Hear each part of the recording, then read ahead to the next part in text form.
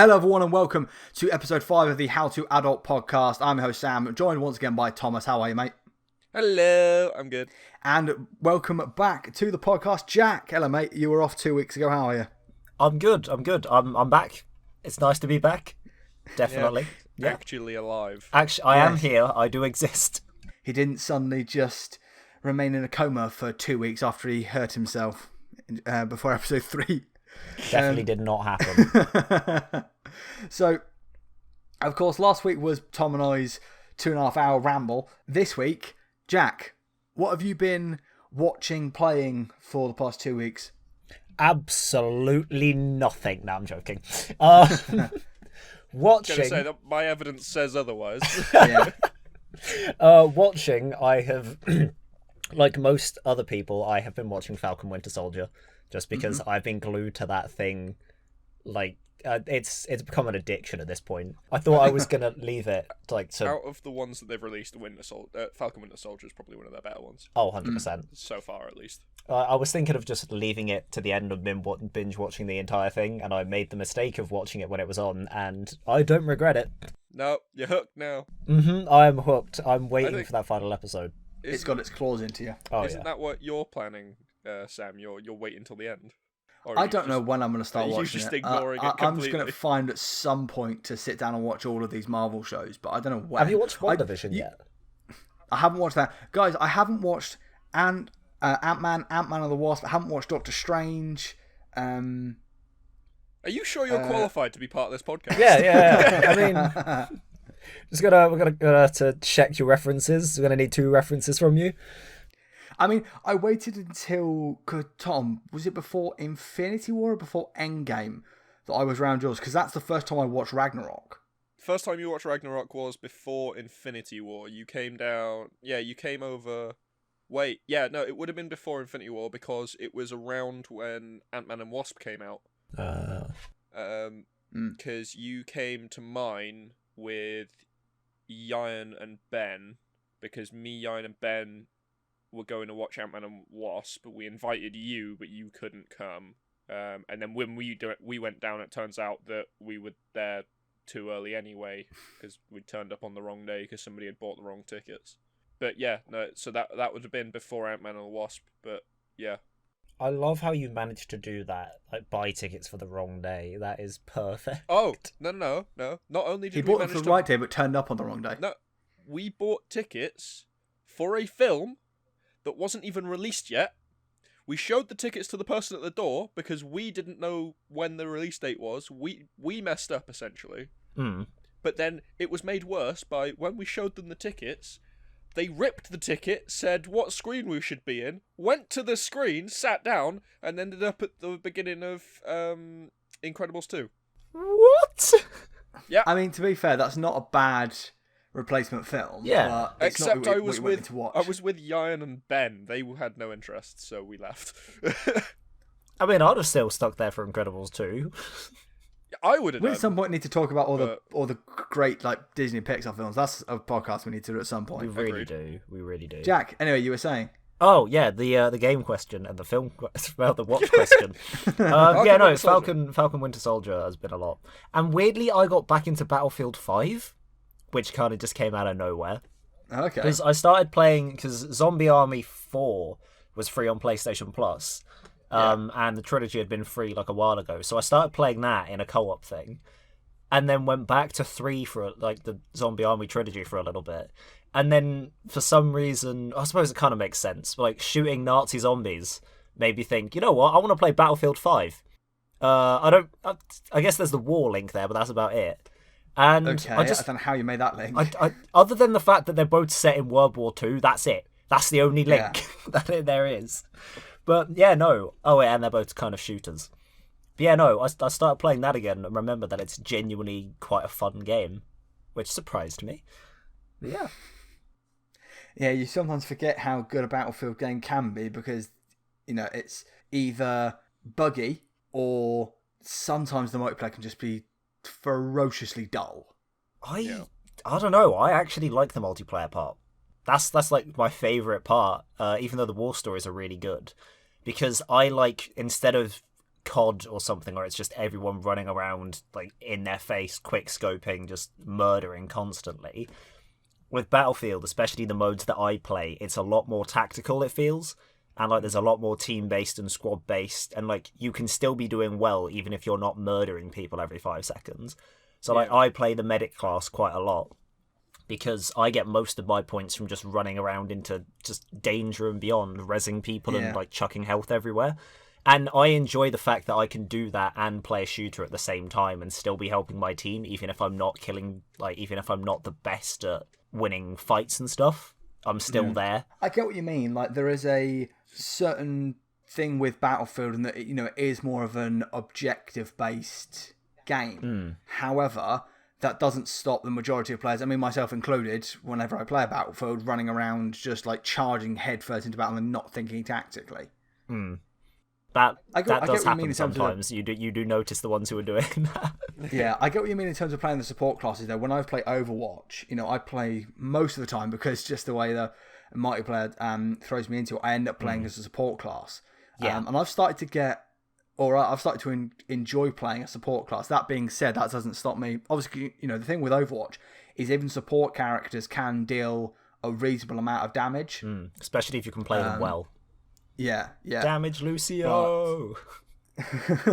I'm more of usually I get thrown to support, as I said, so I end up playing as Ana, but I've also started to get better and better with Wrecking Ball. Oh, yeah. Using his basically Wrecking Ball swing ability thing and latching onto a centre point in the map and just swinging around and clattering people.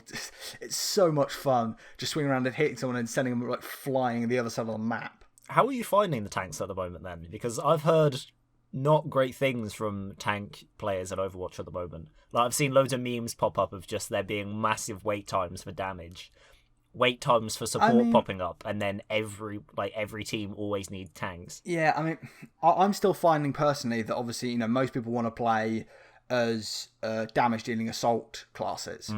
So whether that be I always go for Sombra or Ash when I get to play as that class. Yeah. Because I'm one of those people that's always got, I've got 2 that I always have as those are my favourites. So if my favourite isn't available, I've got my backup. So I'm always playing as them, or try to anyway. But, because I've been, as you say, the wait time for those has been, it's always super high. So when I do end up playing as Wrecking Ball, it's been all right. I have been finding that I think it's either I'm getting worse at finding the direction of which I'm being shot from, or the indicators are coming up later and later. It's not too bad though. Because I had the problem when I started playing. I was playing that a couple of weeks ago, to be fair, as well, because it's another one I got weirdly back into just randomly. But it now feels like you have to be playing some sort of barrier when you're playing a tank, and I feel like that kind of makes it quite boring. Like my tank main is D.Va. I'm one of the classic D.Va mains for those. Yeah, and she's very, very, very, very fun to play. But since they just nerfed her defense matrix and all of her defense abilities, you can't really use her as the full tank. You have to pick someone else, which kind of sucks. And her rockets do the square root of shit all damage. Yeah, and that. I mean, they used to when they came in, they were so broken, and now they do absolute fuck all. Yeah, it's finding that balance, isn't it, between them doing reasonable amounts of damage and not so much that it's the first choice for, when everyone gets into combat with D.Va. All right, fire off rockets, there we go, that clears the area. It is, it's finding that difference. I usually use it for having the defense matrix up and then firing the rockets out, I think, because you can do those at the same time. But yeah, no, I get what you mean with the with doing the different roles and how you can do it in that, because I have my damage mains. Junkrat and Doomfist are my damage mains, because I'm one of those people. I hate whenever someone is playing as Doomfist. It's really annoying. Do you remember a couple of months ago when they had basically the skirmish mode where you could have as many of a single class or a single character as humanly possible? Oh, what? When they went back to Season 0 Overwatch? Essentially, yeah. Me and a mate were playing that, and there was a 6-person team where four of them were playing as Doomfist. Oh god! And it was just carnage. It was horrible. If you think that's bad, though, go back to Season 0 Overwatch when it first released, and a team of 6 Torbs That was hell. Oh, Jesus. 6 Torbs with like that old turret. That was just a living hell. There was nothing you could do. You'd walk around a corner, and then just, even if you were destroying the turrets, they just build them again, and you were just getting lasered by turrets constantly. There's nothing you can do. Oh, I miss Overwatch sometimes. I need to play it a little bit more. I just like started and stopped a bit. Yeah, I've been playing it a little bit recently. I think the problem I've got is that they've got their, I think it's an Overwatch League big event going on. So again, they've got the stars system, I think, to get in characters as opposed to just getting 9 wins, which is a little bit annoying. But because it's all tied into co-op missions, and I'm like, why have you taken the ability away from me to earn the characters and the skins I want just through playing matches like I used to be able to? It's really irritating. But yeah, no, I feel that, because I actually liked when they put the skins thing in, just earning those through playing the games, because that wasn't a thing for like the entire time I started playing or was playing. But seeing they added it was really, really nice. Yeah, no, I just like when it comes to shooters and stuff like that, or any first person and third person, or just like team-based games, I prefer the ones where it's like you have different roles, you have the support. So like Battlefield, I prefer over COD. Apex, I prefer over Warzone. And Overwatch I enjoy as well, kind of thing, for different shooters. Just because I like having all the ability-based things there, and like the characters are a bit more unique. Yeah. It was interesting when, I believe it was Modern Warfare 3 included basically the supply kill streaks. That was my favourite kill streak. It's the only COD I've ever played. It's the only one I could ever actually get kill streaks for. But it was interesting in the first opening weeks of that, seeing people play more tactically, people playing more reserved with regard to, instead of just, running off into the middle of the firefight. Because especially as well, it felt, because I was like, I'm not the best player, so trying to get the kill streak while like not dying myself, being not the best player, that was like really, really hard.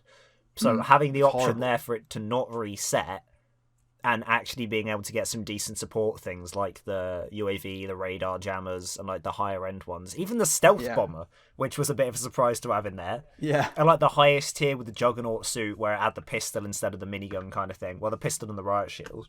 But like, it felt really nice to be able to work towards and get those. Like, instead of losing it feel all. like you could contribute to the team instead of being a hindrance. Yeah, pretty much. Like, just because I was dying a bit more and not getting as many kills, I could still contribute and do, like, not get bottom of the table. Yeah. Because I was always that. Another thing is that, as much as I was going to say, just back on Overwatch quickly, the kill streak, the kill death ratio thing, which I don't like when games, show you outright your kill death ratio. But I think luckily the one thing Overwatch does do right is, unlike with COD, they don't show it to everybody. It's more just specifically with you. Yes. Who can see it. I quite like that, because you don't get harassed online for, being a bad player. Yeah, I find it's definitely good against helping against toxicity, for sure. Yeah. Because, you get so many people who can be real toxic, sometimes online. And especially when they're like searching in the KD and like, oh yeah, you're real shit because you got this, blah blah blah blah blah. Yeah. No, it's nice being able to stop that, especially in games like COD, where toxicity runs rampant. Yeah, absolutely. I still can't believe the amount of crap that exists within those. Admittedly, I haven't played a COD for a long time, but I have seen that there's still so much toxicity in the COD online sphere. Especially in something like Warzone. It seems it's really toxic. With Warzone, I picked that up for like a day because some of my friends on PC were playing it and they were like, yeah, it's cross-platform, go on, because I was using my PS4 at the time rather than my PC. Yeah. So I was like, yeah, sure, I'll jump in, do a couple of games. And my God, that was awful. Like, not only is it the toxicity, it's just the thing I have with Warzone, which I know you kind of get it in Apex, which is weird because I like playing Apex. But it's a lot of the time in Warzone, if someone is behind you, or, I suppose it's sometimes good positioning or sometimes you're just quite unlucky. But if someone's like behind you or just sort of out-positioning you or whatever, or if they manage to get like the singlest split-second drop on you, you can do nothing. Like, you are dying, you're getting knocked down, and then you're getting finished. And then you have to do that stupid-ass gulag thing to try and win that mode. Somehow I didn't lose a gulag. I don't know how, but... I mean, it's a good system, but it also kind of sucks to get your revive back where you have to win this 1v1. Yeah. But, yeah, so there's that. There's that in Warzone. Just being able to be... Like, so many situations where people are fighting you or something happens and then it feels like you have no control. And it's one of the things I hated about COD as well, just with everyone running around like headless chickens. The amount of times I'd actually start winning like 1v1 fights when we'd meet each other. But the amount of times, not even campers, I don't mind campers. Like, if you're camping, fair enough, but someone's just going to come to your position and kill you anyway, which is fine. Yeah, yeah. It's when you're running around and you've just spawned in and then suddenly someone's like killed you from behind, and it keeps happening constantly just because of like where it's spawning you and all that kind of crap. Again, that's something you don't really get in Battlefield because there's a lot more you can do. If I get outplayed in Battlefield or Apex because of positioning and stuff, I feel fine because I think, I could have done something to prevent this. I could have actually had a chance to maybe fight round and turn back. Or if they've like managed to sneak up on me from behind and get a good melee kill, that's fine. But for Warzone and CODs, it just feels like, I don't know, well, just CODs especially, not COD multiplayer especially, it feels like it's just real shit spawning over and over again. Because it's not about like being unable to win fights at that point. It's the fact you don't even get to try them.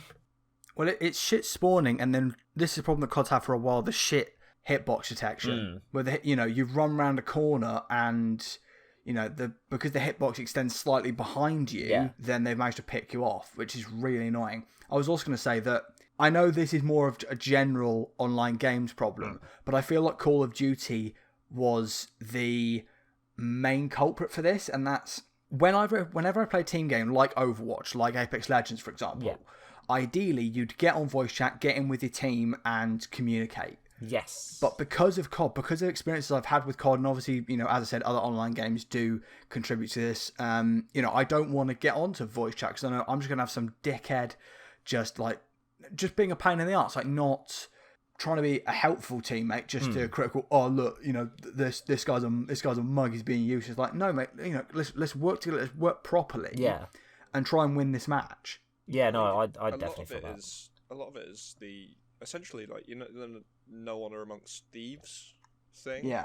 Where a lot of like play styles have become that way. Of you don't not just like want to get ahead, but will literally do anything, even if it means making someone that's better than you rage quit. Yeah. And it's like going way back, way back when we used to play Halo. Like you'd be in an online game in that, and if someone was AFK, you could tell, and it doesn't matter what team you're on, the majority of players would just leave them alone. Because they're not playing, therefore that's not a fair kill. And I don't know if it is now, but it used to be when I was playing the Battlefield series and stuff. AFK players were left alone there as well. Like there's a point where you look at it and you go, I could kill them. That is an easy kill. However, that is too easy and unfair on them. The only time I would disagree with you, Tom, is that, for example, on something like Halo Reach, you mentioned the Halo series there. Yeah. I have a couple of times, on accident, I will say, killed an AFK player because, especially when you're something in something like Headhunt, which, if you don't know the Halo franchise, it's basically all headshots are instant kills. Yeah, but like you say, they're accidental. That's not on purpose. If you have the time to see someone, acknowledge they're AFK, and realise actually they can't defend themselves, you will do one of two things. You'll go, oh, it's an easy kill, and you'll kill them, in which you're a horrible person. Or you'll acknowledge, that is unfair on them, I want to give them a fighting chance. And that's where the gaming community used to be. And I think a lot of games have pushed it forward now to the point where I think where it's acceptable to just go around and if they're there, then you just shoot them. It doesn't matter how good. Like, I have been AFK on a few games, and because I've been killed, that person has then sent me a message claiming that they're better than me and making me out to be the worst player ever, despite the fact that I wasn't even there. Yeah. And I think this whole idea has been being pushed forward, maybe not intentionally, but it has been fueled by the fact that server platforms and stuff are all getting smaller. So because they're smaller, because they can support less players, they're adding in the idle kick. Yeah. If you're idle for a certain amount of time, you get kicked. Now, I get it, but because I think that has helped fuel this thing where you need to not... where, like, anyone that you see is automatically a target. Yeah. Like, doesn't matter what you're doing or what you're playing. A lot of people just go, well, that's an easy kill, I'm taking it. And I think it's a lot to do with the there's no honor amongst thieves, essentially, of like the mentality of yeah, like, take what you can get. Yeah, and it nobody's really looking for the challenge, they're just looking for the win. Yeah, I'd see that definitely a lot. Especially it does come from, I feel like it comes from COD a lot.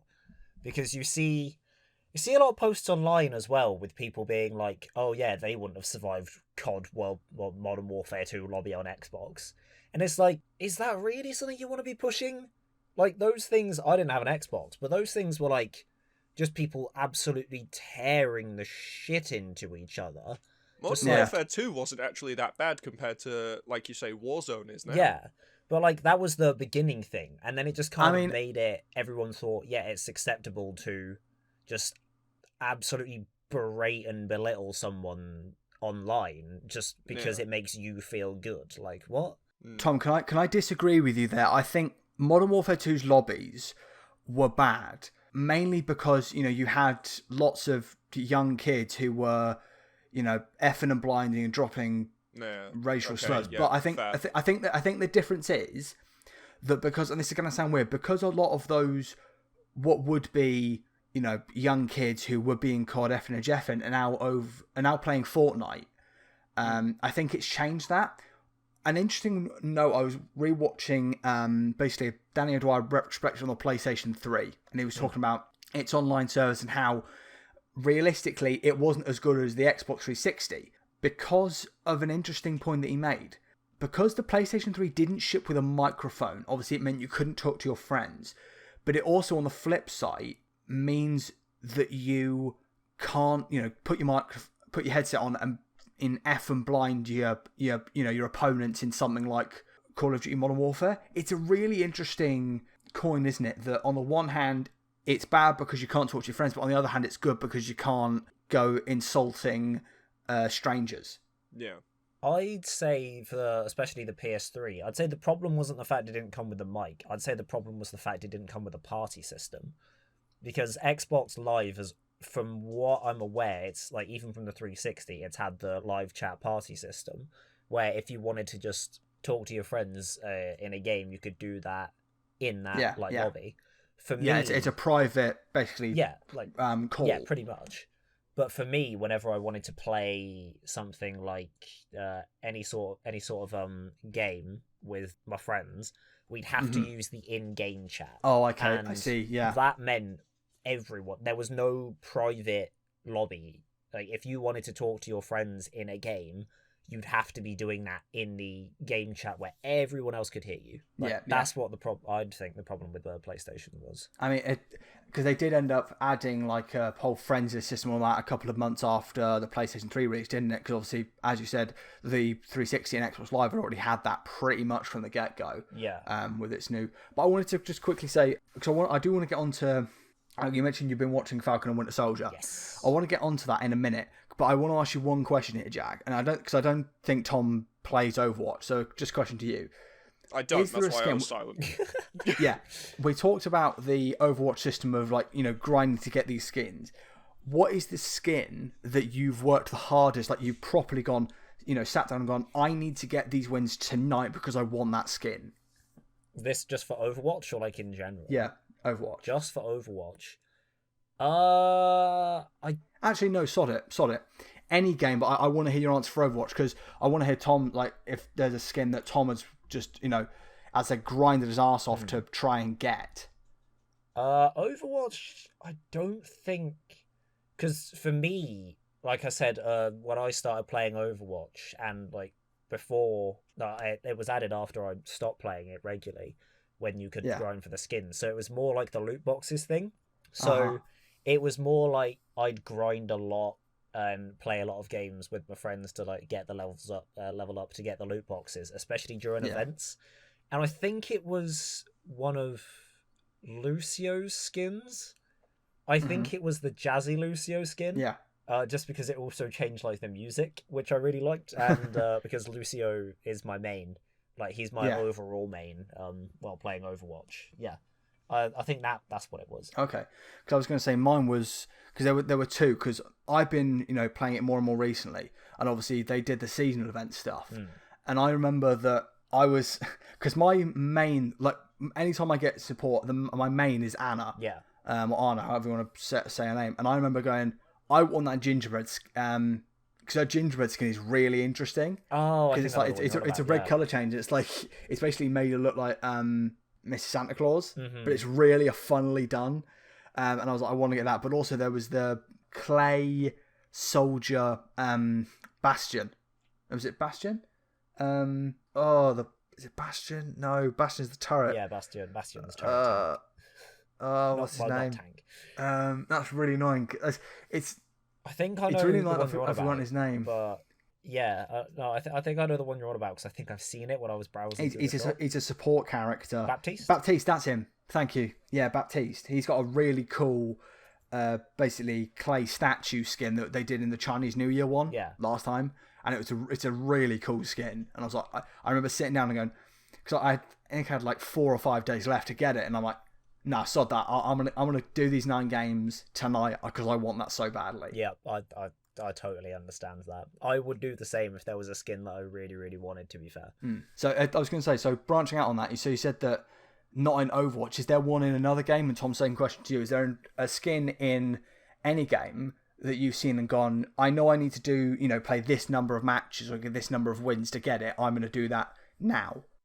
Lots and lots of times on Smite. So many times. Like there's been so many skins, I can't really narrow it down. But it'll mainly be, especially for like a battle pass or something as well. Yeah. Like even like the free ones and stuff, or if I have bought it just to work towards it, because I play that game a lot. I'll usually only buy it if there's a skin in it that I like. So I will grind up to that, at least that point, and then I can take it mellow until then. But it will be like, grinding up on Smite a lot to get skins, because they just pop skins out all the time. Like, just constantly dropping skins. What about you, Tom? Honestly, I don't play that many games with skins. At least not skins that I have to earn. Most of them I can just, like, buy with in-game currency. Probably Thatcher's Gentleman skin from Siege.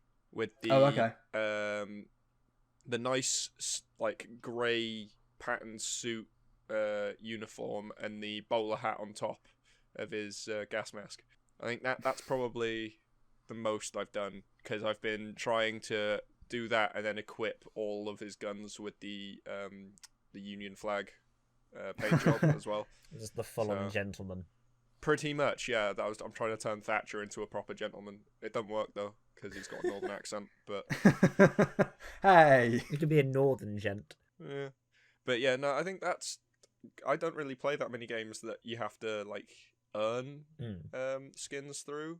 I mean, I did Breakpoint. I did like the event stuff where it's like there's specific loot that you can only earn through events, and it was like timed and stuff. Yeah. And I've had to grind through doing a super amount of time over the course of like 3 days to get all the loot that is like a one-time thing. Mainly because the last piece that, like, because it released them in a specific order, and the last one was a undermounted shotgun, and I really wanted it. Understandable. But yeah, no. Other than that, I think it's good. I don't really play those sort of games. Yeah. Okay. Yeah, but I was going to say, so I want to go back to the Winter Soldier Falcon show. I know I've done that the wrong way around. But anyway. I know how you're going to go back to it. I was going to add another game to my list. Okay, go on. It's a game I've developed a love-hate relationship with, and that is Sea of Thieves. Oh, okay. I restarted it. I say restarted. Properly started it. Playing with Tom, and I started playing it a lot more on weekends and stuff because another group of my friends, like, we all got it, and now we're all either doing like 3 or 4 mans of it. But yeah, it's one of those games you can jump into and just lose time. Like, time doesn't exist when you're playing Sea of Thieves. And I love that about the game. But the love-hate relationship with it is, the thing I hate is the Reapers. The Reaper faction is the single most annoying thing in that game. Because I was having a read-up about when they added... there's a thing in the game called emissaries. I know, Tom, you'll probably know, but it's Sam if you don't know, if you haven't played it. I think I played about 2 hours worth of Sea of Thieves and then got rid of it. Fair. But yeah, there's a thing called emissary, where it's you have like your factions in Sea of Thieves, where you buy your thing or you find your things, you sell it to the faction, earn money, simples. If you want to earn more money from that faction, you can set up for emissary rank, where it's something that the more you do for them and the more things you collect and put on your ship, the higher the rank will go, and the higher the rank is, the more money you get for selling things to them. Like, which sounds real nice. And obviously it's not like an easy thing. If your ship gets sunk, then you lose it completely, and then it's like a restart over. So there is that kind of risk versus reward thing here, which, especially with the amount of PvE things that can sink you, like Krakens, Megalodons, ghost ships, skeletal ships, storms, like all that kind of thing that can do that. Oh, the storms. Doesn't make it the most dangerous, but like there's definitely a threat there. And then they went ahead and added the Reaper faction, which is... I was reading an article that said, we don't want to shift the PvE, PvP player balance and make that shifter... Like, we don't want to make it unfair for the PvE players by adding PvP. And what did they do? They went and added the Reaper faction for Emissary, which made it very unfair on the ones who just wanted to focus on PvE. Because I know it's a PvP game. I'm saying that outright in case anyone's like slapping in an angry comment being like, it's a PvP game, it's part of the game. Yeah, I get that. That would be fine.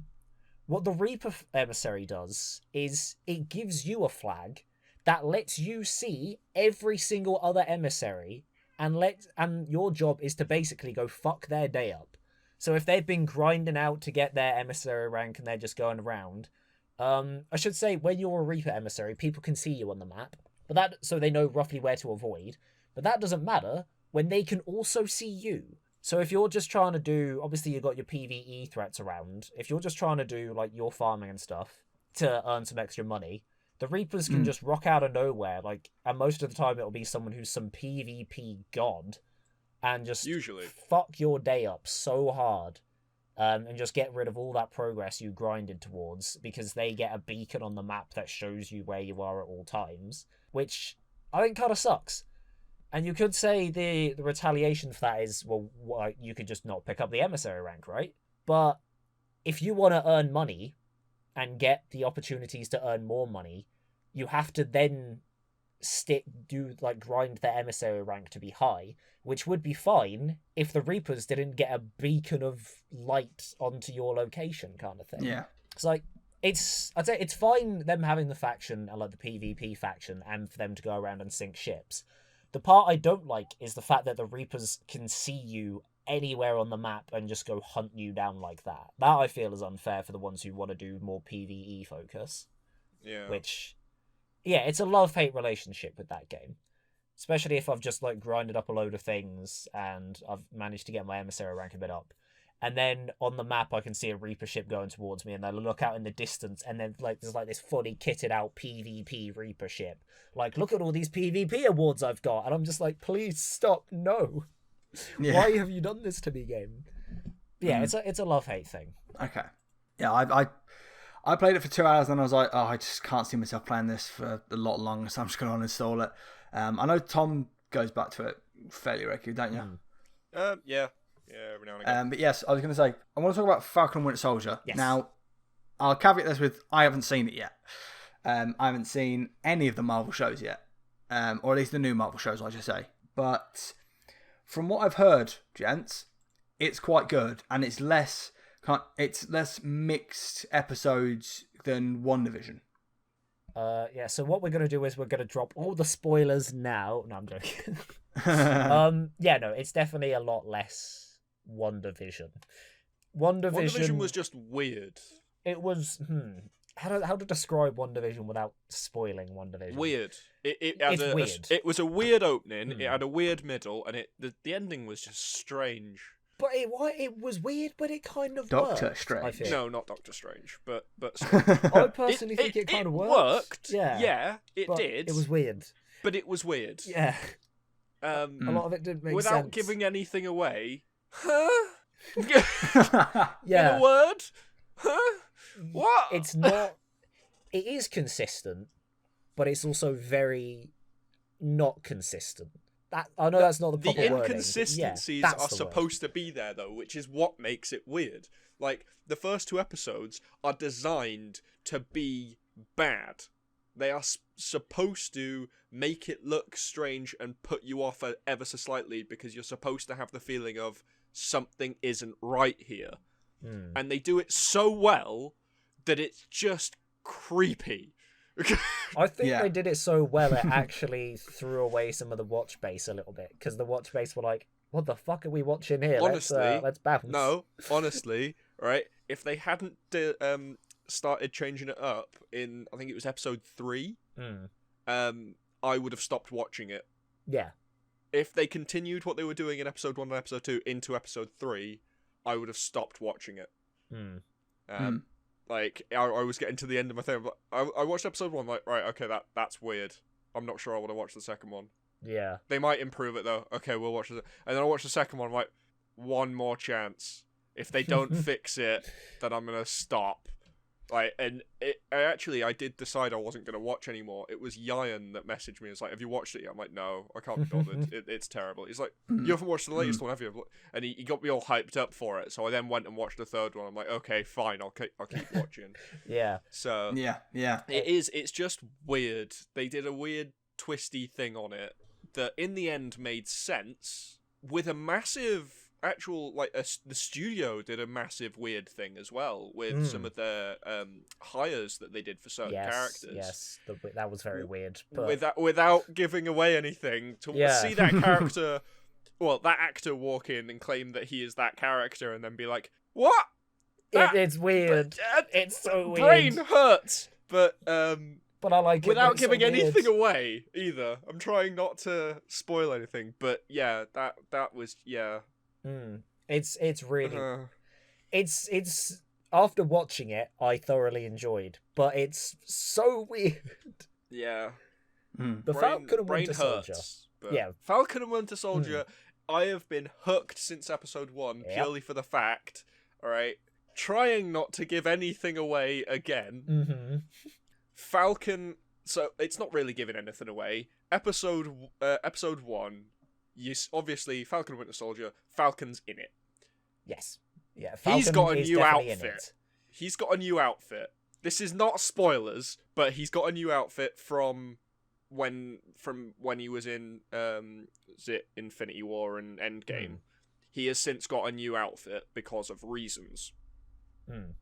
And as soon as I saw that, that's it. Like, since they brought Falcon into the MCU, he's been one of my favorite characters, and now he's given this fancy outfit with this fancy backpack, and everything's like upgraded. And then they added all of the backstory that they've added to him as well throughout the series is just it's got me hyped, and I'm excited for the next episode 5 is tomorrow, so I'm excited for that. I thought it was episode 6 tomorrow. No. It's really interesting with Falcon. Let's talk about Falcon as a character because obviously I haven't watched it, so I can't, talk on the show. But the character himself, it's really interesting, I think, how they've kind of developed him into now, the headline act for his own standalone show. Yeah. Because in past times, this show probably would have been replaced with like a movie or two, his own standalone movies. it's interesting how they introduce him in the early moments of Winter Soldier, and he's there throughout. He then pops up a little bit in, or sort of that, in Age of Ultron. Oh yeah, true. He then appears in Civil War, and then Infinity War. He also and appears Endgame. in Ant-Man, but you wouldn't know that, would you, Sam?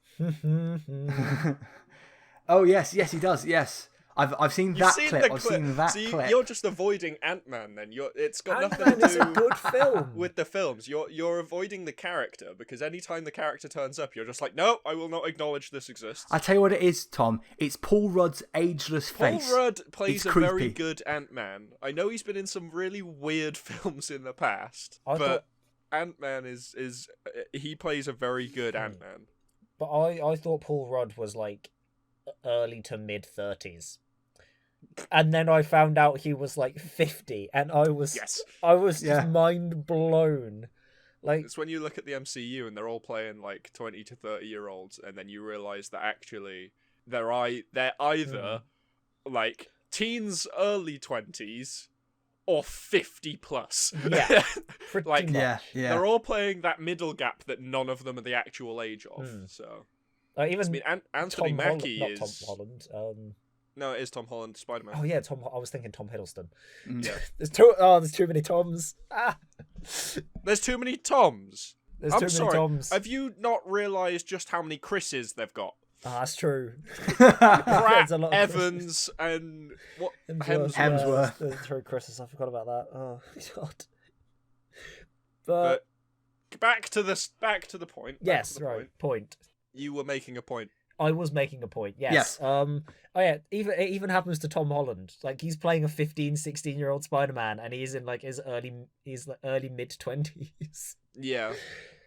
Like, I think kind of actually like what they did. He's 2 years older than me, I think. I think he's 24 Dang. ish. Hang on, I'm gonna Google it now. You keep talking. Yeah, no. Can we just for a second? Yeah. Sorry to interrupt, Jack. Can we just all sit back for just a minute and appreciate the lengths that man went to, Tom Holland, this is, to get ready for for Homecoming. Just want to My favorite, point out that my he is favorite actually story. 24 years old. I guessed that right on the money. Oh, nice. Oh, well done. Good guess. His fucking hilarious story that he tells quite a lot, where he went into like a school for excellent scientists, and everyone was like, "Dude, you're dumb. Why are you here?" His response, "I'm Spider-Man." I mean, I completely understand. Oh, Yeah, I get that. I don't know, if he's 24, I've got 2 years to become Spider-Man. I can do this. yeah. Wait, no, he was Spider-Man. I always think when I see that, I'm like, oh, for Christ's sake, like, cheers for setting a high standard there, Tom. Come on, lad. I feel like I'm wasting my life. That, innit? or I'll wait till I'm 50 and then I'll play Ant-Man. But no, yeah. It's just all the actors. Back to Falcon. Yes, Falcon. Back to talked Falcon about and Winter Falcon. We've Soldier. gone off on ages now. And Anthony Mackie. Such a Yeah. good actor. I was surprised when I found out that he's turned up in the later seasons of Altered Carbon. Oh. Because I watched seasons 1 and 2, and there's some really like obscure actors in there that you don't really see very often. And then suddenly, do you guys know what it is? No. Right. So Altered Carbon, it's based in the future, and it's basically Of course, it is. Tom's watching it. It's clearly set. it's clearly set in the future. It's sci-fi. It's basically the idea that minds and like consciousness can be saved and stored to be put back into bodies that are grown as opposed to born. Oh.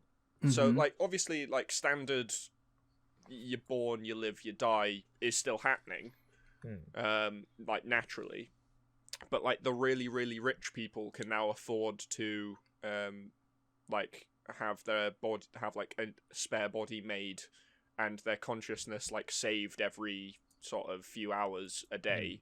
So if they ever get murdered, they can like use essentially a backup consciousness to download into another body to then like continue living. Yeah.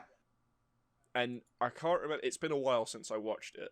But the premise is the main character is a consciousness that doesn't have a body. It's a stored consciousness, and because of he was like an investigator or whatever.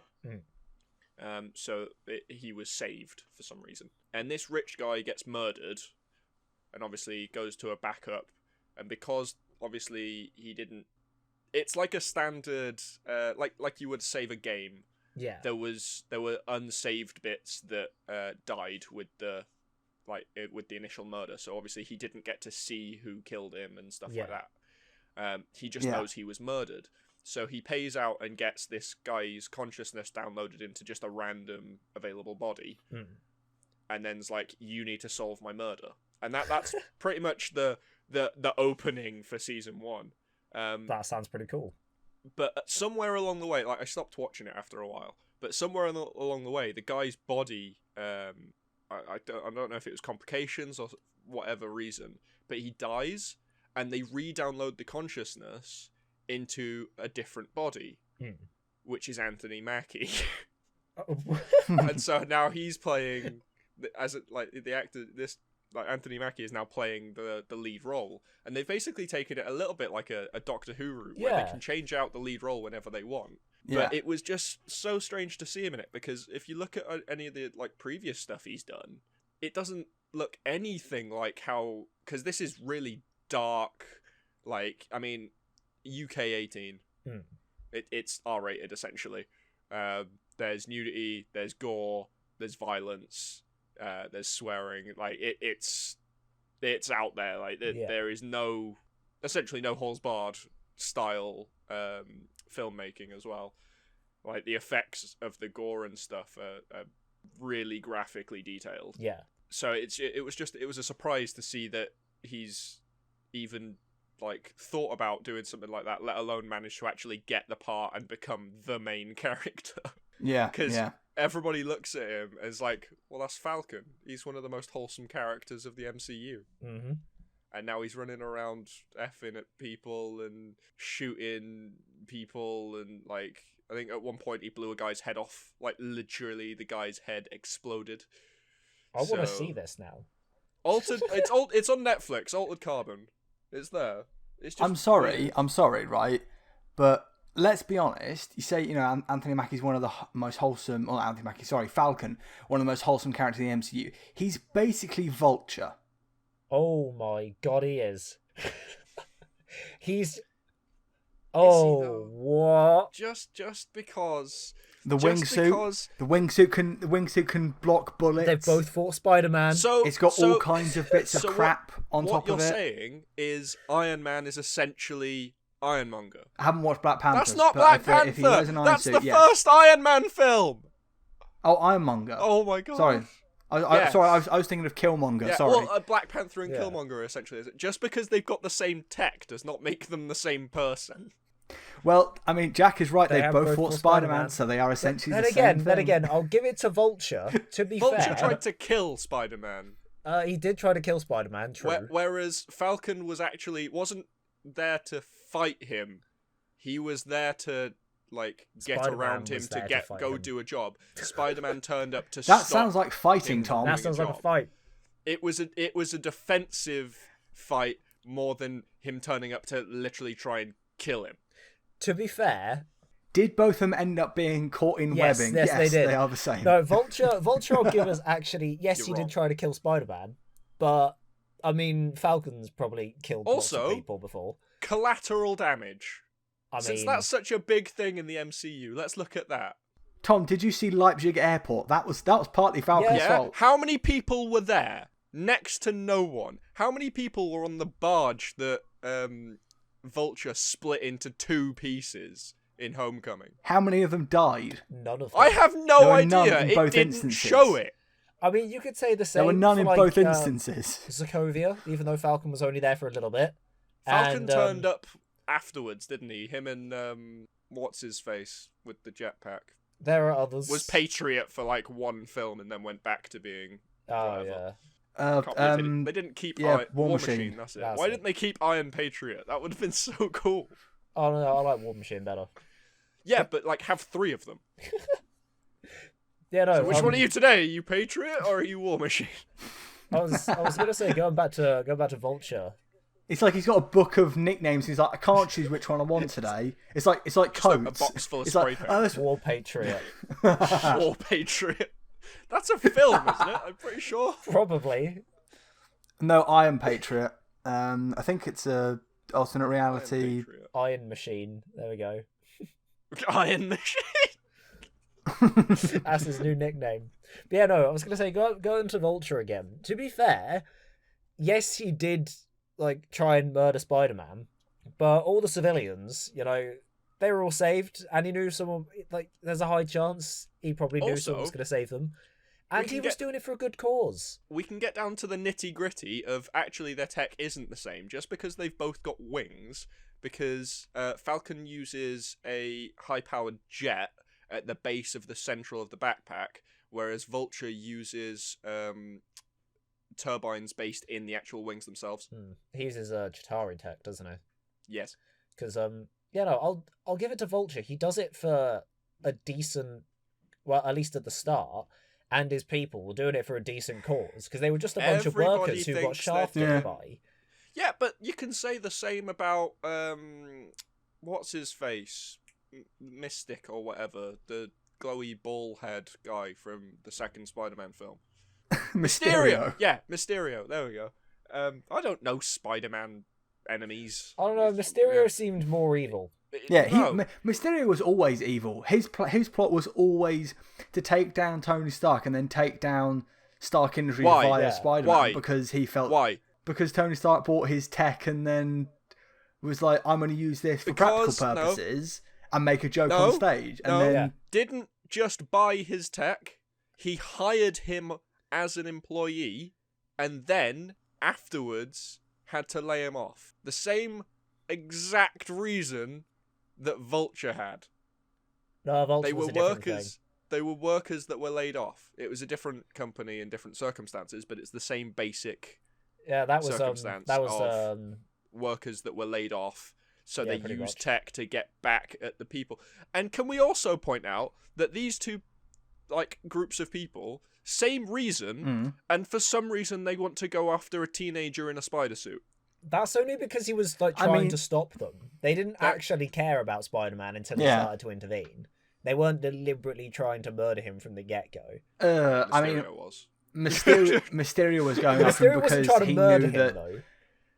Mysterio never wanted to kill Spider-Man. Mysterio just wanted the glasses. Yeah, he only wanted the glasses. Yeah, he wasn't going to harm Spider-Man at all. He just wanted the glasses.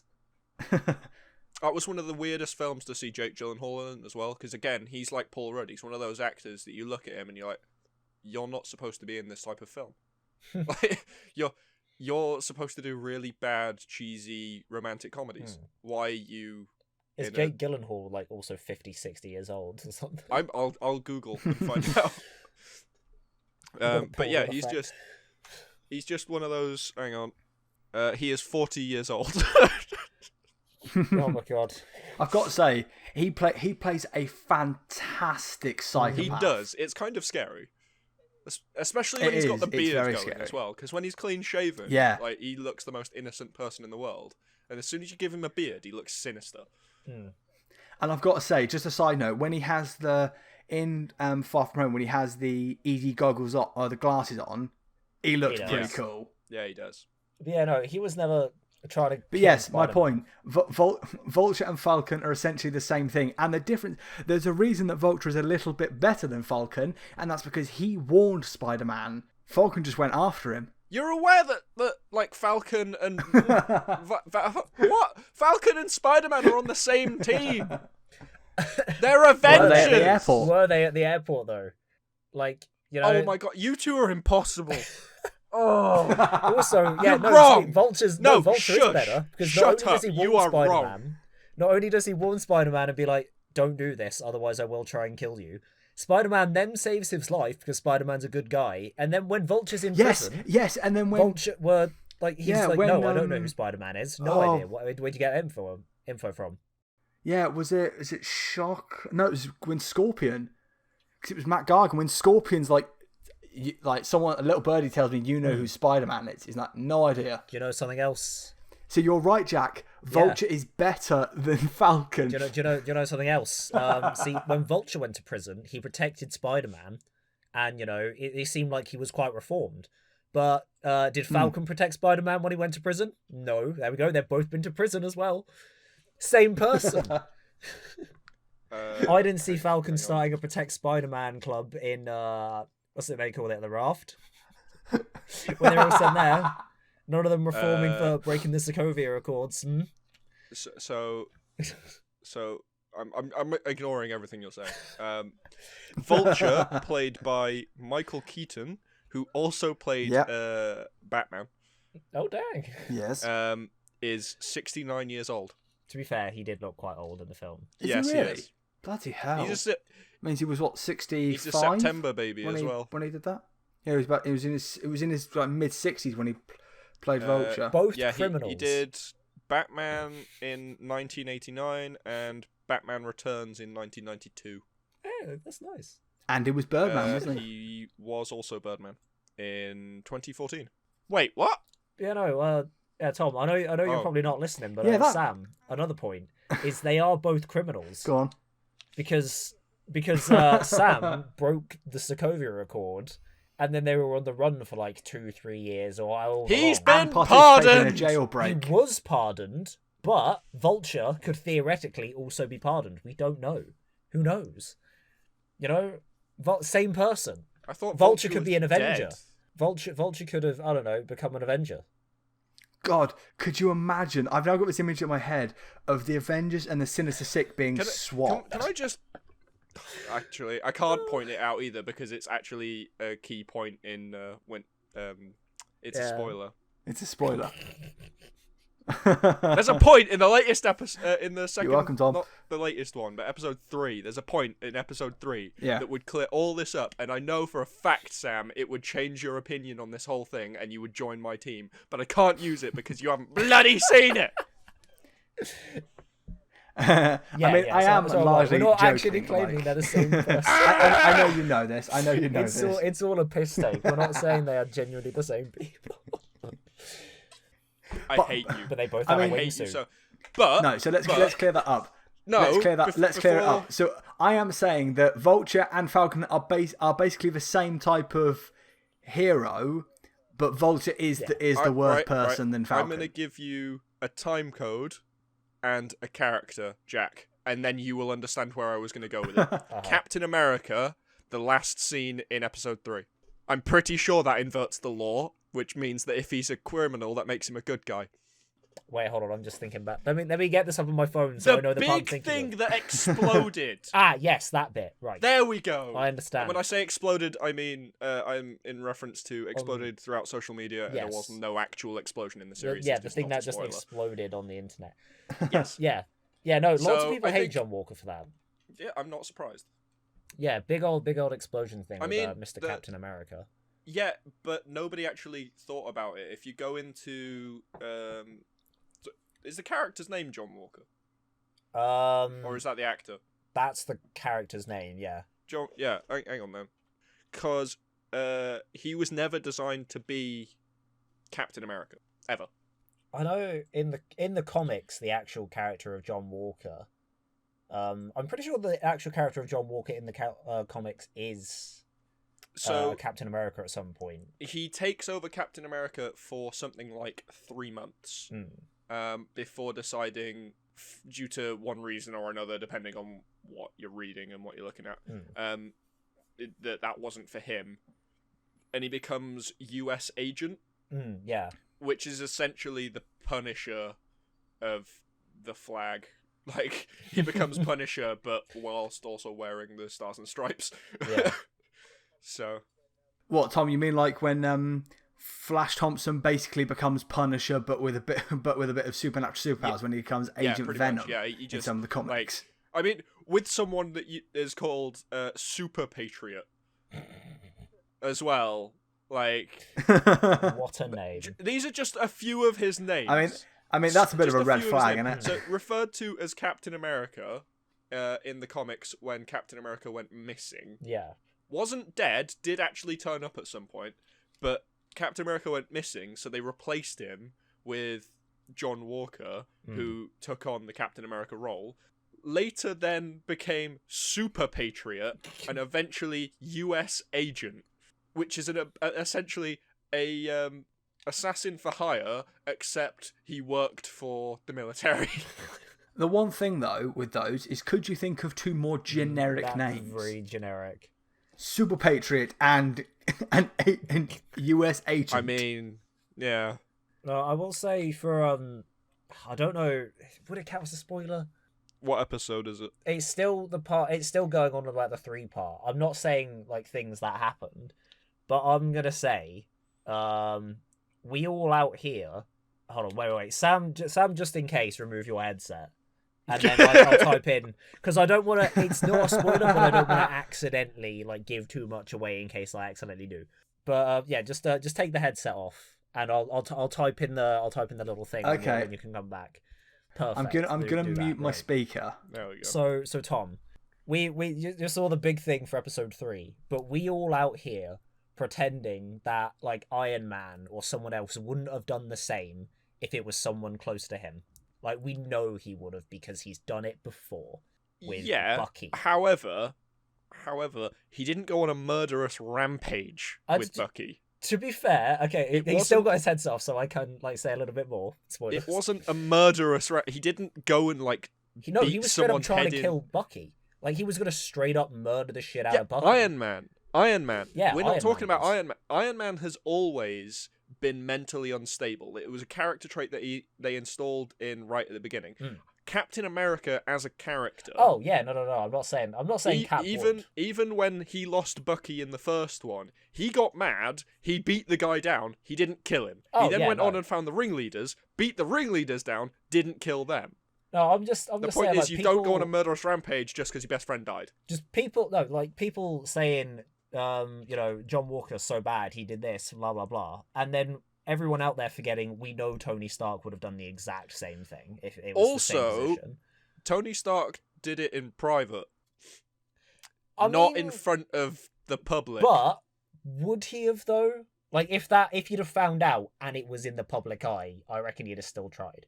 Well, also, Tony Stark had the technology to make it look less brutal. Like, he'd have just flown up into the air and then like fired a missile down or something. Probably. Like, he wouldn't have gone up to him and like physically beat him to death and have all the blood squirting everywhere. Like, all I'm saying though is we know other characters we like in the MCU would have done what John Walker did if they'd have been in John Walker's position. That's without what a I'm doubt. saying. Except they also wouldn't have. They probably wouldn't have taken the serum and then not told anybody about it. He did tell someone. No, he didn't. I mean, he told Lamar. No, he didn't. I assume it's implied he did. He asked him would he take it, and asked him if it was a good idea, then took it, didn't tell anyone, and suddenly he can throw his shield through walls. I assume because that was very off camera. We've gone full spoiler talk now. I feel it. Yeah, I'm just I feel thinking like it happened off camera. But yeah, let's get Sam back in. Let's get Sam. We're gonna stop talking about this now. Yes, yeah, we are. Sam, come back. Come back. He can't hear us. Sam, come back. Sam, come back. There we go. Hey! There we go. Okay. We went on a bit longer. We did actually say some spoilers. We started going down spoiler town, and we were like, we need to Yeah. stop this now. So, yes. I've just realised I'm going to have to hear what you lads say. Wait, okay, you've got to binge watch Falcon and Winter Soldier before you edit this. I mean, you've got a week. I'm going to have to, there we aren't go. I? It's fine. And there's only like, I mean, as of tomorrow, there's 2 weeks. 5 episodes. I swear so. it's 6. No, it's 5.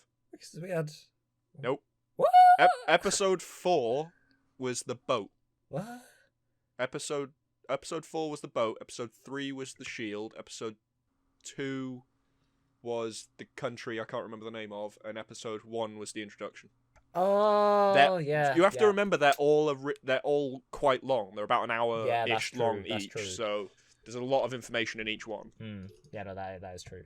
And that's me giving titles that are not the actual real titles of the episodes, just because I can't remember the episode titles. Yeah, they're just they're references to what key important moments Start dancing without spoiling. Yeah, I mean, episode 2 could just be dancing and people would get it.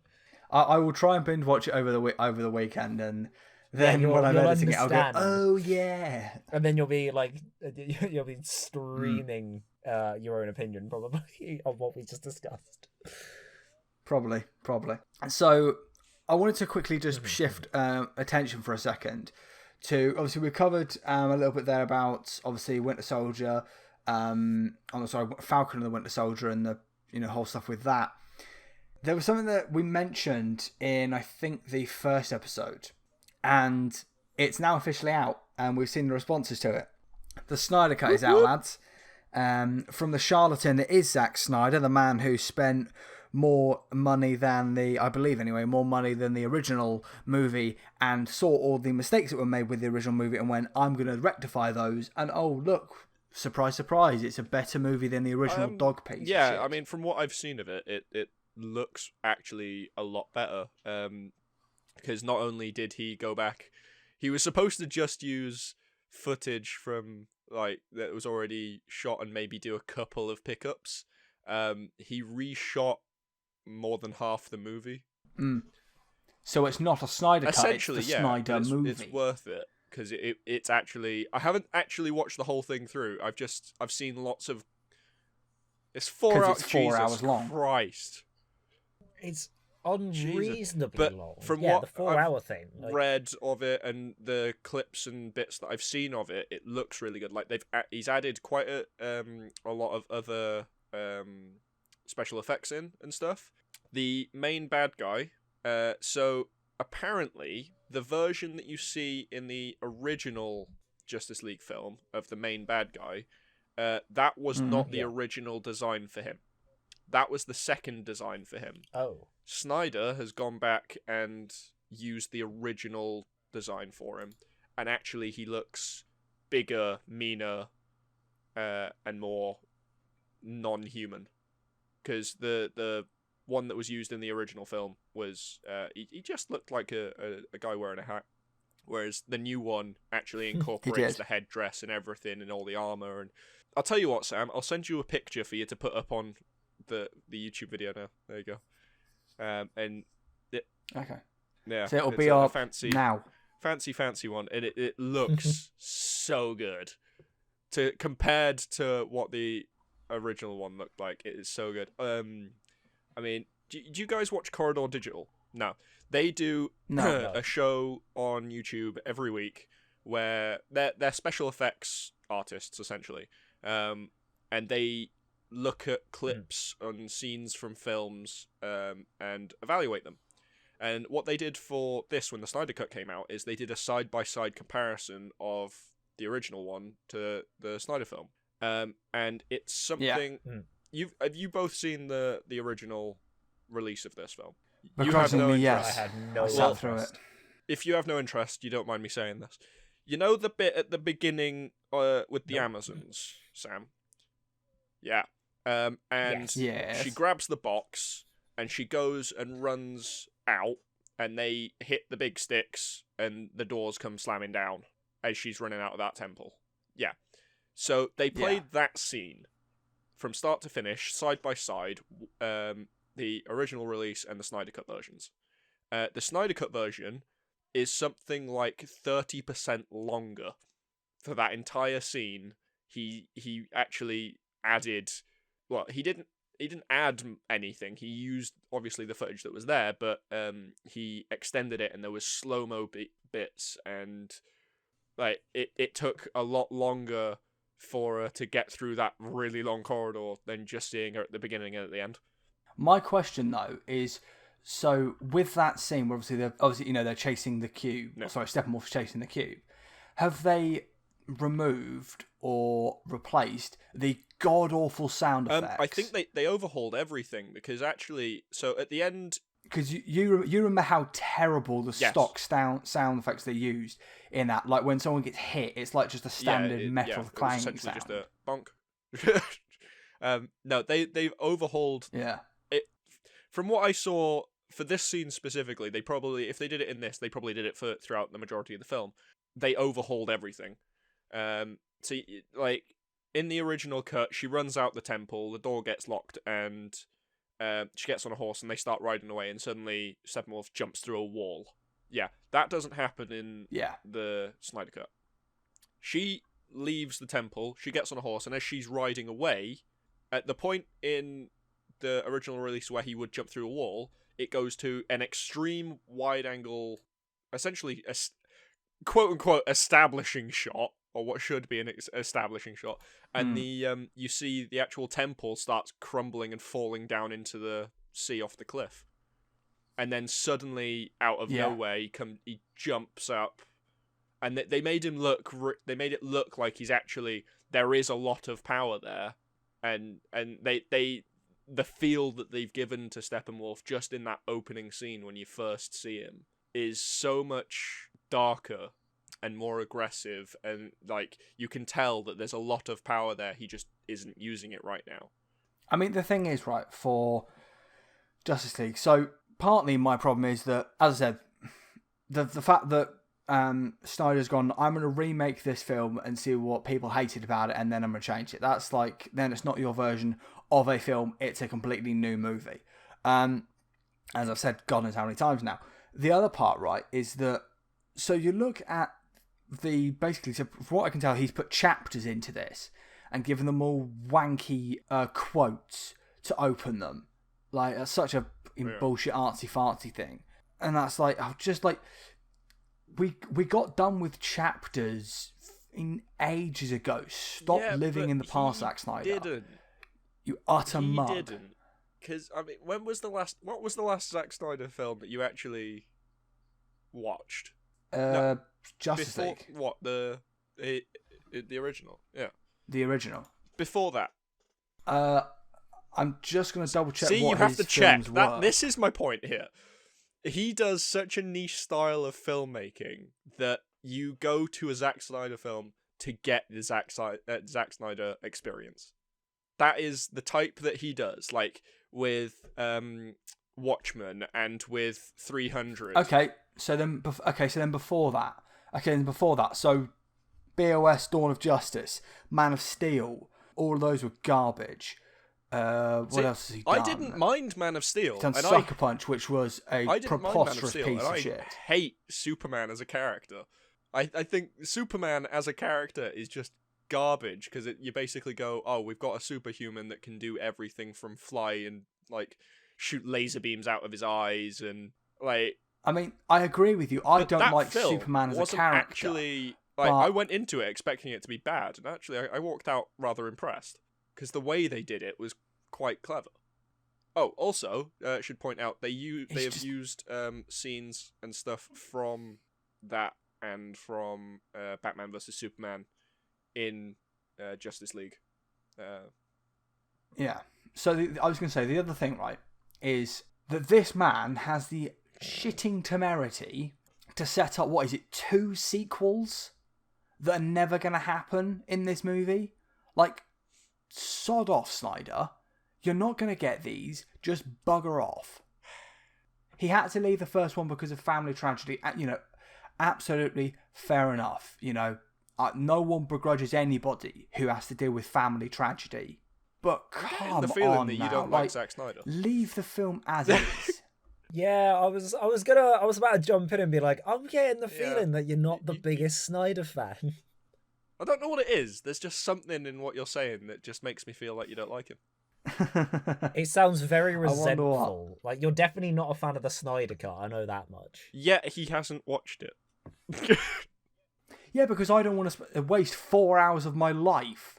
Honestly, I think I might dedicate just an evening to watching it, because I wanna know, because it's been getting so much more like better reviews than the original Justice League film.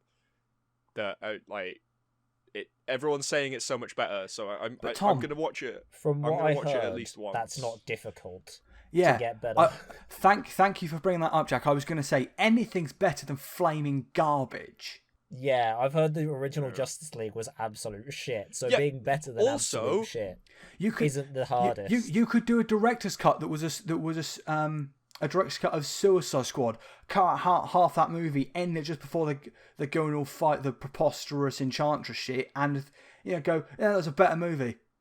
It's still a crap movie. It'd be a better movie than what we originally got. It's got Jason Momoa and Henry Cavill in it. I'm gonna watch it. Screw you. I've resorted to child answers now because I'm not arguing with you about Zack Snyder anymore. Yeah, I think that was going for like a solid 6-7 minutes. I like that we have also just to make sure that I know you're on my side here, Tom, because you and I had this conversation a few weeks ago, didn't we? That half the cast of Justice League should have been replaced by better actors from these CW shows. Yes, and that the casting was a pile of wank. Well, you and I agreed on that a couple of weeks ago. Let's not jump straight into we agreed. Back then, I think you're fine. Okay, I said they made. Oh, thank you. I've just been handed things. They made some interesting choices. Okay, some of obviously nobody liked Ben Affleck.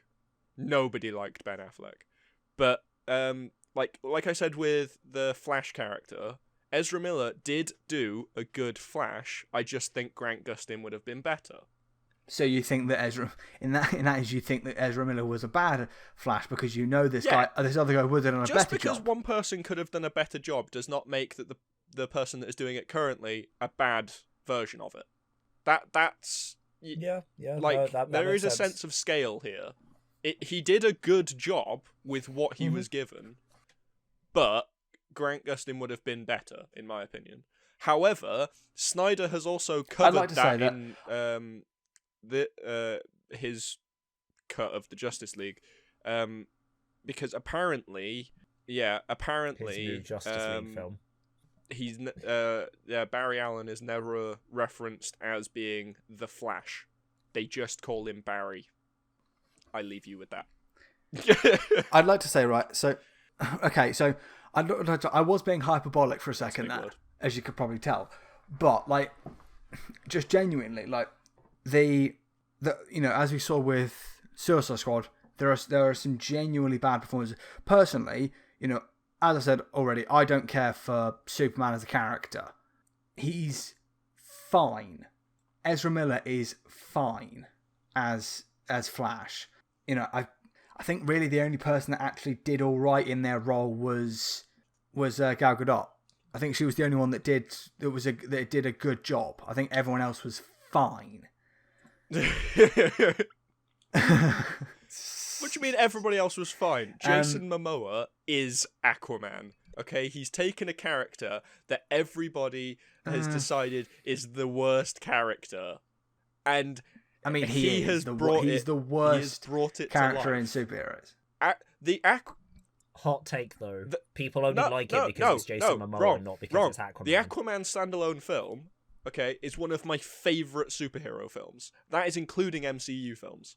The Aquaman film is one of my favourites.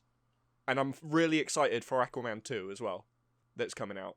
Jason Momoa has done a good job, but he isn't the only reason that character has become a good character. The writing that comes with it is a big influence on it, amongst other things. Let's be honest, when you start with basically rock bottom, you can only go upwards. And that's where the Aquaman character was when they decided to add him to Justice League. It could have still been bad. True. Oh dear God. Oh dear. What? I'm looking at Zack Snyder's Justice League cast right now, and some of the characters that they're bringing in. So, Zeus, but being played by Zeus Sergei is part of the Constance. DC universe. I don't know him or of him, but that picture of him. I mean, you know those type of bodybuilders that they are so ripped that they look like they're in pain every time they move. He's one of them. Yeah. What? I've looked that up as well. Willem Jeremy Dafoe Irons is coming back to play Alfred. Jesse Eisenberg is playing Lex Luthor. Yeah, Kai Zhang, they're bringing in the Atom. That's a new character. Iris West, Martian Manhunter. Who's the guy playing? See, they've referred to him as where is it? Victor Stone instead of Cyborg, so they're not using his name. However, Ezra Miller is still being called Flash, despite the fact that he's Barry Allen. Yeah. And Jared Leto playing the Joker. I was just looking to see if it's actually is him Joker. as Joker. To be I mean, fair, I right, still so, don't mind Jared but, Leto, but that's just in me. Birds of Prey, they claim that he's dead. But there is the fact that technically the DC films they're not claiming to be connected. They're Dead. claiming to be individual films. They're just using crossover cast. So that like Margot Robbie is playing Harley Quinn in Suicide Squad, The Suicide Squad, and Birds of Prey. Mm. And yet these three films are supposedly meant to be independent and not grouped together. And Jared Leto is playing the Joker, yet they're not. It's not like and Henry Cavill and Ben Affleck and Jason Momoa, Gal Gadot, like they're all playing the same characters, but the films are supposedly independent films and not all interconnected. Because I know Warner Brothers and DC both openly said, we can't compete with the MCU. We're not going to try and build a big interconnected universe. We're just going to make the films how we want, like how we see and want them to be. And so they say that the Joker's dead in Birds of Prey, but that just makes me a little bit disappointed. They did try. I know that's the thing. They tried and it didn't go well for them. They just didn't try for very long. They made 3 movies, and then gave up. And it's not that. It's not they gave it. It's the fact they rushed to try and. There was that as well. Because it was how many Marvel films were there before you got the Avengers? There were 4, weren't there? Independent. No, there were more than that. There were 5. Well, the Avengers movie was the end of Phase 1, so they got an entire phase of movies, which was. But that's what I'm saying. How many built up to? MCU. It was 5, I think. No, that's a white MCU. Phase 1. I'm pretty sure it's 5 because you had 2 Iron Man movies. You had Captain America: The First Avenger. You had Thor. Right, so Iron Man, Incredible Hulk, Iron Man 2, Thor, Captain America: First Avenger, and then the Marvel Avengers. So there were there were 6 so that was movies. A lot. They did just a lot. building up to the first meetup, and admittedly, the Incredible Hulk was a failure. It was supposed to be, but then the studio and Edward Norton had a big disagreement. So if you watch that film, just remember Edward Norton is supposed to be Mark Ruffalo. Yeah, as we were saying, Marvel took 5 movies to build up to the Avengers, and DC tried to do that in 2. Yeah, I see. Because especially like when I know Suicide Squad wasn't really the best film. I still kind of enjoy it. Like it's a film I can sit down and watch and not really care much about, kind of thing. But like when at the end of Suicide Squad they were dropping in Batman, like trying to get the list of like all the people in the Suicide Squad and that kind of thing, it felt like they were trying to do some really, really like quick end credits things like MCU's doing and just like joining it together. Yeah. But yeah, it just feels like even though I haven't seen any of them and just looking through news articles alone, it's still popping up like it's just incredibly rushed. Can I point out one thing, gents? I've just looked up the cast of the new Suicide Squad movie that's coming out. So obviously it's being written and directed by Mr. James Gunn. Joining him, this man seems to be everywhere, Taika Waititi. Yes, he is. He's apparently part of the cast. He's not credited as anything, but he's part of the cast. Yeah. They've also got Idris Elba and John Cena, which I'm interested to see. Yeah. Have you either of you guys watched the Sylvester Stallone, Nathan Fillion? Have you guys watched any of the trailers? Peter Capaldi and Jai Courtney still in there. Because in the trailer you see John Cena, and he's just wearing like spandex. He's wearing some spandex silver outfit metal that's crap like on his tight head. fitting and doesn't provide like any armor whatsoever, and then a massive, great big metal ball thing on his head. Peacemaker. Yeah. Who's he supposed to be playing? He's playing Peacemaker. Pete Davidson, Margot Robbie, John Cena, Idris Elba, Nathan Fillion. Alice Braga is playing Sylvester Stallone, Sol Viola Serena. Davis. The funniest one to me is Peter Capaldi as Thinker.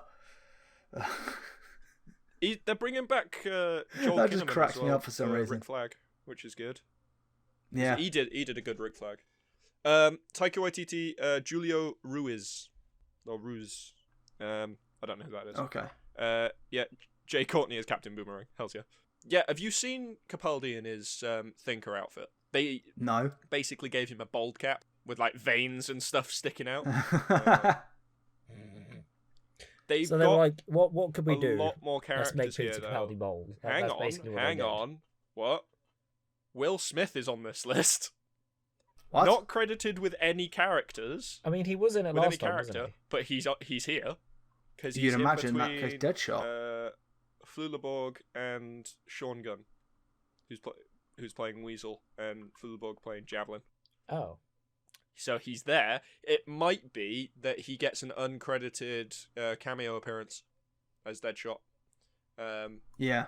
Maybe, It's just him retiring to spend time with his family. But you never know. This one might actually be a carry-on from the first one, as opposed to just a complete remake. And they have some of the old characters just stuck in cells, and you just see them in the background. Like there's many ways that they can add people in, like old characters in, without using them properly.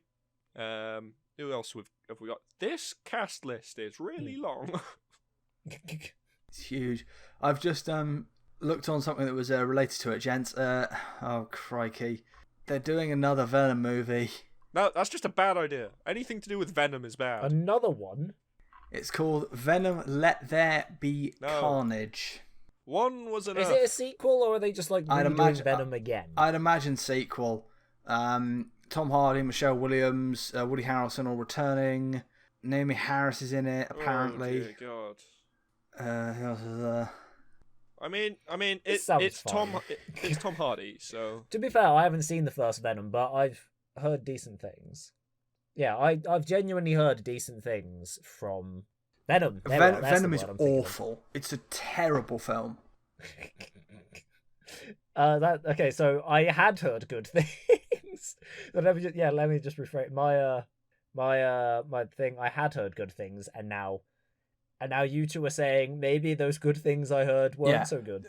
The main problem there's a couple of big problems with Venom. The first of it, right, is that Sony tried to ham-fist, because they know the MCU is making so much money, they tried to ham-fist in links to, I think at some point Eddie Brock mentions Tony Stark on the East Coast, or something along those lines. And it's a very kind of, as I said, obvious, like, oh, look, hey, Marvel, can we get some of that money? But the biggest problem with it, and I know people go, oh, but they can change stuff. And I'm someone that say, they can change stuff from the comics. But there's a big difference with Venom. How is it that Venom gets all his powers because he's with Spider-Man for so long? Why is it that he can shoot web? Why is it that he's got That's why what has he I got was a black saying. and white spider on his chest?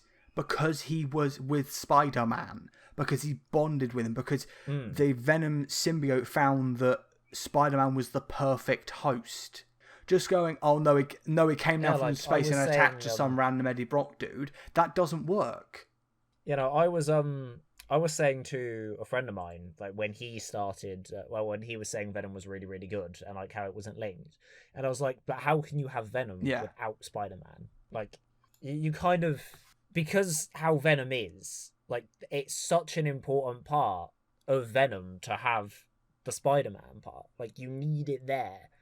Otherwise, it doesn't make any sense. But yeah, that was like, I haven't seen it, so I can't fully make up my own mind about it yet. But that was like my main gripe, just finding out it existed. They were like, here is this thing, like here is this show, and it was just thinking, how can you have Venom without Spider-Man? Without even acknowledging Spider-Man? It's ridiculous. And the other thing, right, is that because Sony want to own, they were so proud of it. Do you know what they called the Venom organism? Because obviously in the comics it's symbiote. They specifically in the trailer and then more media leading up to it referred to, like, change it. They're like, oh no, it's the Venom symbiote, because they wanted to change it. It's like, it's such a small thing that you're going, let's change it, shall we? Also, can I? It's not Venom. It's the Venom. It's not the Venom symbiote. It's the Venom symbiote.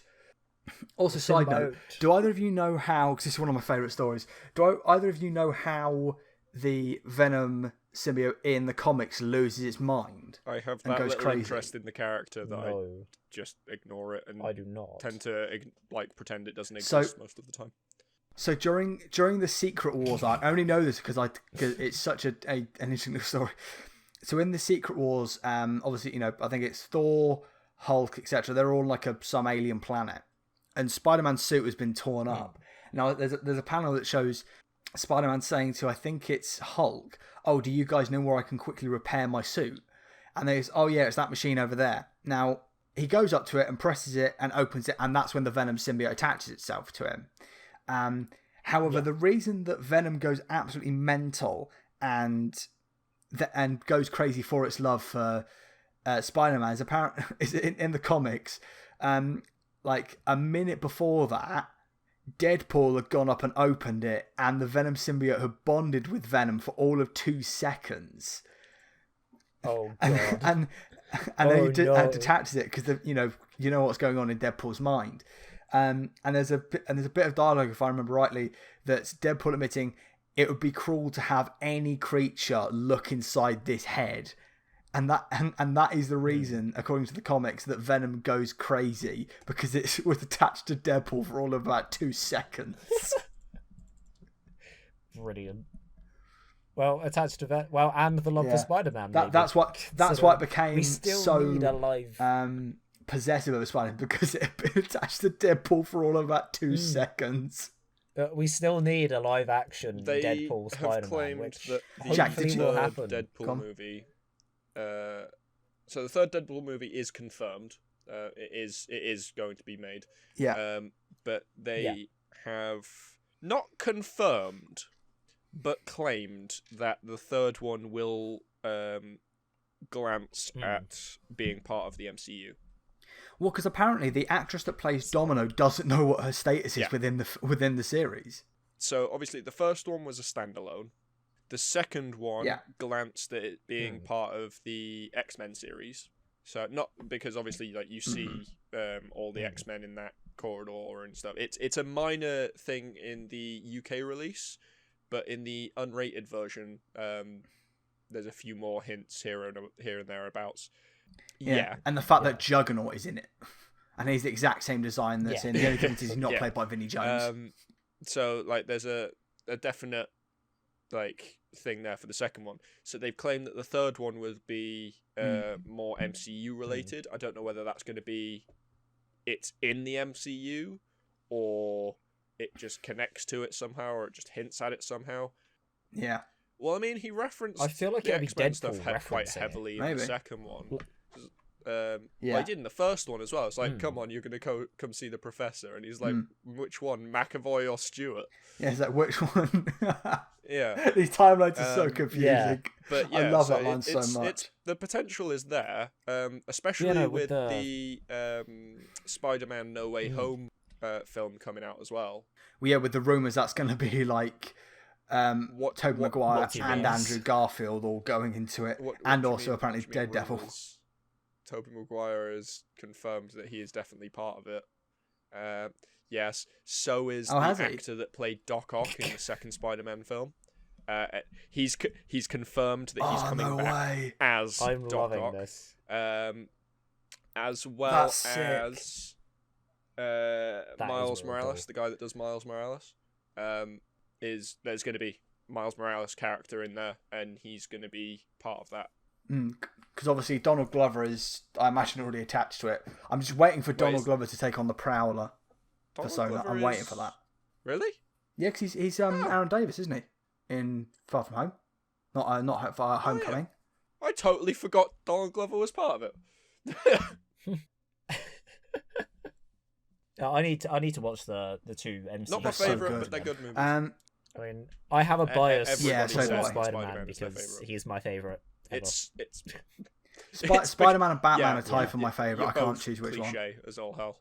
Hey, mine wasn't because of the films or anything. Mine was because I started with the Spider-Man 2 PS2 game. It doesn't matter. That's why Spider-Man's my favourite. You talk to my nephew and ask him what his favourite one is, and my brother's been trying to bring him up to be like, oh, you like Iron Man, or you like Captain America, or like something along those lines. Like, no, I want Spider-Man. I like Spider-Man. Oh, come on, liking Captain America everyone is so generic. I'd like to say also, by the way, Tom, mine isn't because of the movies. Mine's because I used to watch the old 90s cartoon when I was growing up, and that was like, and the dog hockey and that, and it's just so because good. they've put all the old Spider-Man stuff on Disney Plus now. All the new generations are still going. Yeah, exactly. I know, all I've the been new watching generations are going back, and they're all going, "Oh, look, Spider-Man! There's more Spider-Man here." And because I think Spider-Man's become a lot of people's favorite purely for the fact that there is so much media out there about Spider-Man, like so much more visual digital media for Spider-Man than there is for most of the other characters. Well, I'd argue, Tom, it's not just that. I'd argue the other reason is because if you look at most other MCU characters, I'm not MCU characters, most other comic characters. Now, I'm not going to argue that you can't relate to Iron Man, to Captain America, or you can't see yourself in them, or you can't see yourself in Wanda Maximoff or Captain Marvel or whoever. Okay, I'm not going to argue that because absolutely you can. But I think the thing with Spider-Man, and the reason that so many people see him as their favourite, is because look at what he is in the comics, in the shows and all that kind of stuff. He's a kid. He's a kid who's dealing with things that every single person watching has gone through similar. Oh, did you get... And therefore they can connect to him. No, but the growing up as a teenager and struggling to kind of find realize who you are, all that kind of stuff that is covered in so much Spider-Man media, because everybody who grows up goes for their teenagers in their early 20s and there's exactly similar stuff that's happened to them. They can connect to him more than most people can to other characters. As I said, it's not impossible to connect more with someone like Captain Marvel, someone like Captain America or Iron Man, whoever. But it's because of that more people are connected to Spider-Man than any other character. That's why, for sure, there was an interview a while back with Stan Lee. Like, that's one of the... Like, when he made Spider-Man, no one really wanted to take him on. They were like, who wants to hear this story about this teenage superhero who's like, got all this, and this? But the reason he made Spider-Man and the reason Spider-Man was one of his favorites is because it's just he's a relatable character. Like, yeah, he isn't this god from Asgard. He isn't some playboy billionaire philanthropist. He's not some American World War II super soldier. He's just a kid. He's just a kid. Or like the Spider-Man games that came out, like grown up, but he's still just your friendly neighborhood Spider-Man swinging around New York. He's got his own things to deal with. He's got a job to deal with for the older versions. He's got school to deal with for younger versions. Like, he's dealing with all this just standard life stuff. And that makes him relatable. Plus, he's just he's good humour as well. Like, he's a good, likeable character. I'd like to say on top of that I can completely understand that in a couple of years, maybe the more relatable version of Spider-Man is going to be Miles Morales. Because of their nature, because of who he is, what makes him Miles Morales. Because he's a kid with a black dad and a Latino mum. He has much different experiences than Peter Parker. And if someone has grown up with similar experiences to Miles Morales, they will connect much more to him than Peter Parker. Yeah, it's like not only is there Peter Parker Spider-Man, there's also all the other Spider-Man. I will never let go. I will never. Yeah, like Gwen Stacy Spider-Man. Nick Cage is noir Spider-Man. Spider Noir. Spider Noir. That was pretty good. Noir. That was Spider pretty good. Noir. Can I just quickly say, we mentioned, I want to go quickly back on the Deadpool thing. I think, Tom, I've told you this before. Jack, did you ever hear through the grapevine maybe what my theory was that was going to happen in Endgame? Sorry. Was it the Ant-Man? No. So Tom, I think Tom knows what I'm going to say here. So this was around the time, obviously, that the whole Disney purchasing of Fox had been announced, or at least it was rumoured. Yeah. And I theorised that the entire build-up of all these MCU movies is that so Disney could buy Fox, and the way that Thanos died is out of nowhere. Like, he'd be on top, he'd be about to win, and out of nowhere, just flash in is Deadpool, who puts both his katanas through Thanos' throat. And it's like this entire build-up is just so Ryan Reynolds' Deadpool can come and end the entire back up thing. This theory with legitimate means of, in the comic books, Deadpool's main rival was in fact Thanos. Because isn't it there like Deadpool's... was it something like death for like Thanos and death were a couple, and then like death was seduced by Deadpool or something like that. Straight up a love triangle. Thanos for Deadpool, and then she herself somehow died or whatever. And it was a bit weird. Like, they both loved her, and one wanted to kill the other to do it. And so it was actually one of Thanos' like prime reasons to actually go and find the Infinity Gauntlet and the Infinity Stones was so that he could like hit Deadpool out of existence. Guys, I've just realised something. Deadpool is the reason for two of the most dangerous characters in the Marvel universe. Yeah. Yeah. He's responsible for a lot. Yeah, Deadpool is the bad guy. Thanos couldn't even kill Deadpool.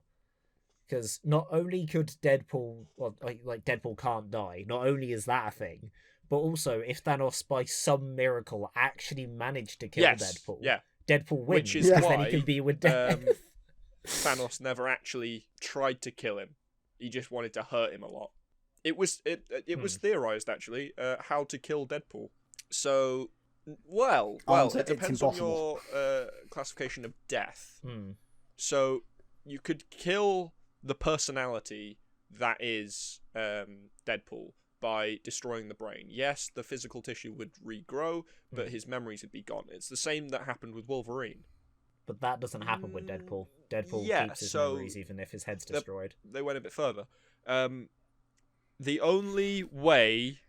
Yeah, so it's not Thanos that's inevitable, it's Deadpool. The only way you can actually Deadpool is kill inevitable. Deadpool is to have two opposing Earths from different universes collide and have Deadpool stood at the exact point of contact.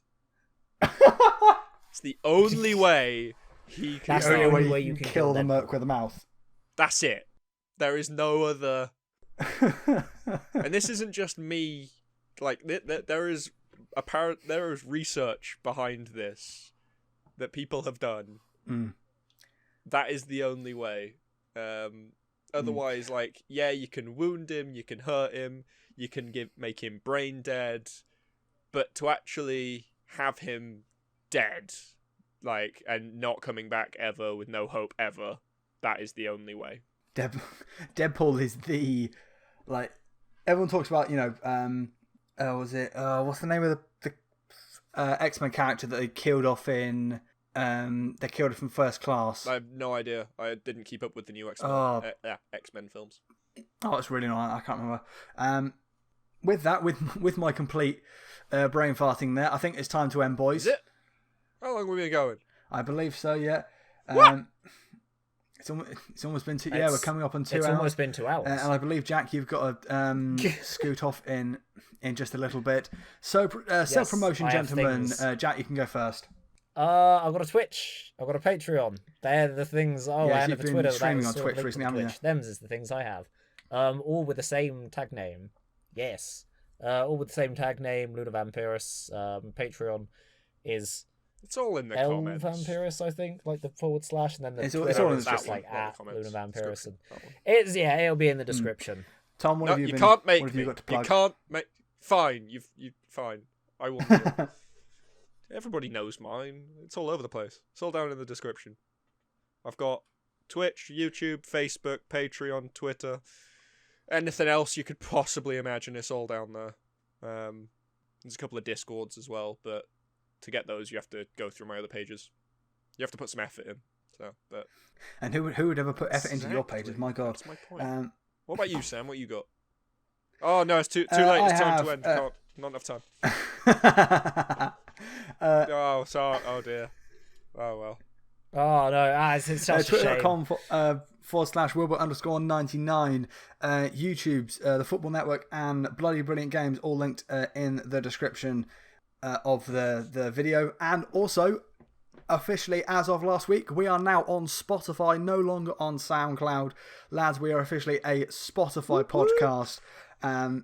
So if you wanted to listen to us on the go, Spotify is a much easier way than getting you to sign up for another something like SoundCloud. Am I right in thinking that and all previous episodes will be on there as well? They're already up. Okay, cool. Just checking. All episodes are already up. Perfect. And yes, it was actually a much smoother transition over to Spotify than I thought it was going to be. So full credit goes to Anchor, the Spotify owned thing for making that so simple. I just remember receiving like 6 or 7 messages from you in one go, going, "I'm changing over. It's going now. I've done. Guys, we're on Spotify. Yeah." Like in that order, and I'm just sat there watching the messages come through one after the other, just seeing the thought process from a distance. Well, it's a big thing. Spotify, I think, is still maybe tied with iTunes the largest listening platform on the planet at the moment. Overtaking iTunes, I think. Yeah. Right. So it's good to be. So yes, indeed. That's about it. So from all of us here at the Bloody, I was going to say the Bloody Brilliant Games podcast. You will not steal my podcast. How dare you?